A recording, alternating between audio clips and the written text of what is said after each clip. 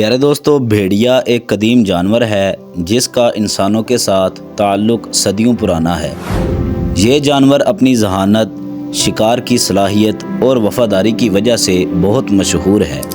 بھیڑیے کا ذکر مختلف ثقافتوں، تہذیبوں اور روایات میں آیا ہے۔ جہاں اسے کبھی بہادری اور طاقت کی علامت سمجھا گیا تو کبھی وحشی پن اور خطرے کی علامت۔ آج کی اس ویڈیو میں ہم بھیڑیے کی تاریخی، جغرافیائی اور ثقافتی حیثیت کو تفصیل سے جاننے کی کوشش کریں گے، تو لہٰذا آپ سے گزارش ہے کہ ویڈیو کو آخر تک ضرور دیکھیں۔ چلیے بلا تاخیر ویڈیو کو شروع کرتے ہیں۔ بسم اللہ الرحمن الرحیم۔ السلام علیکم ورحمۃ اللہ وبرکاتہ۔ پیارے دوستو، بھیڑیا تقریباً 20 لاکھ سال پہلے اس زمین پر ظاہر ہوا تھا۔ ابتدائی انسان اور بھیڑیے ایک جیسے ماحول میں رہے اور شکاری گروہوں میں شکار کرتے تھے۔ کچھ ماہرین کے مطابق قدیم دور میں انسان اور بھیڑیے کبھی کبھار ایک دوسرے کے شکاری حریف بھی تھے، تاہم بعد میں انسانوں نے بھیڑیے سے تعلق بنایا اور اسے پالنا شروع کیا، جس سے جدید کتا بھیڑیے کی نسل سے ہی تعلق رکھتا ہے۔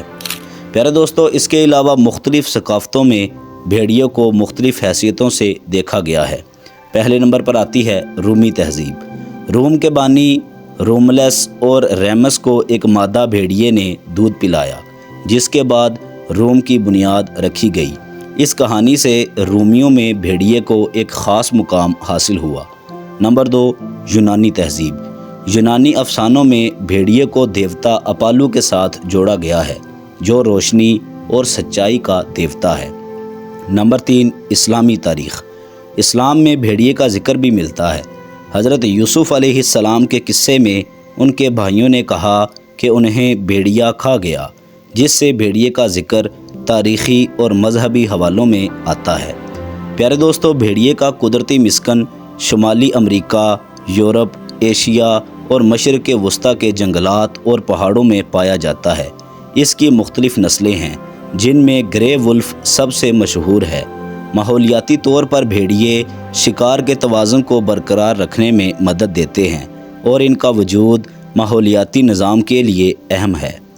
آج کل کے بھیڑیے کا مسکن محدود ہوتا جا رہا ہے، کیونکہ انسانوں نے جنگلات کاٹ کر ان کی رہائش گاہوں کو نقصان پہنچایا ہے۔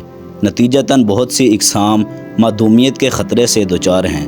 بہت سے ممالک میں بھیڑیوں کے تحفظ کے لیے قوانین بنائے گئے ہیں تاکہ ان کی نسلوں کو محفوظ رکھا جا سکے۔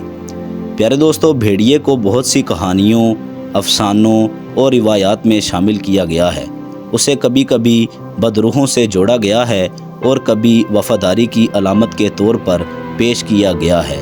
ان کہانیوں نے بھیڑیے کے بارے میں انسانی سوچ اور نظریات پر اثر ڈالا ہے۔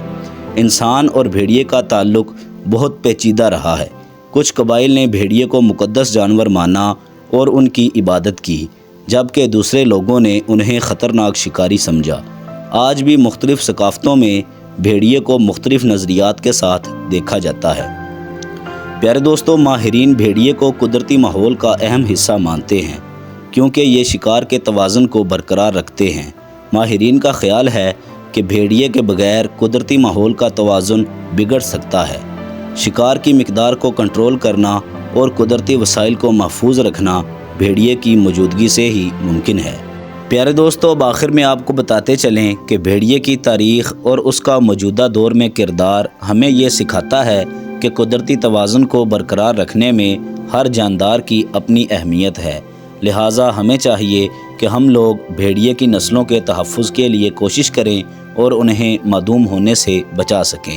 پیارے دوستو، آپ کی بھیڑیے کے متعلق کیا رائے ہے؟